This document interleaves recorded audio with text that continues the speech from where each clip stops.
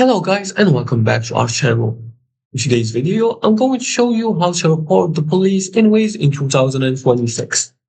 So here, we're going to learn how to report the police presence. Imagine this, you're driving and you want to notify other drivers that there's a police block or there are police in this area right here. This can be useful information. So let's start first. To download the Waze application, we're going to go to the Play Store or App Store, depending on which device you're using, and you're going to search for the Waze app. This app is very useful for drivers to know their location and make driving easier. Let's go back to our topic and learn how to report police in Waze. Now, if you see a police presence, this Waze allows users to use the reports button in the app.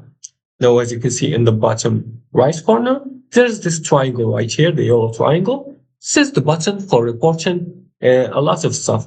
As you click on it, we're going to see a lot of options. You can see report traffic, reports police, crash, hazard, closure, blocked lanes, etc. We're going to choose police from these options.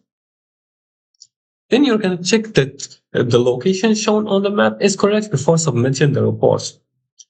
You're going to confirm the reports and continue your journey safely. And then never use the phone while actively driving, it will distract you. Always ask a passenger to submit the reports or wait until you're safely parked. Also, keep your reports accurate and use the features only for information that is relevant to other drivers. And that's it. That's how you report a police presence in the Waze app.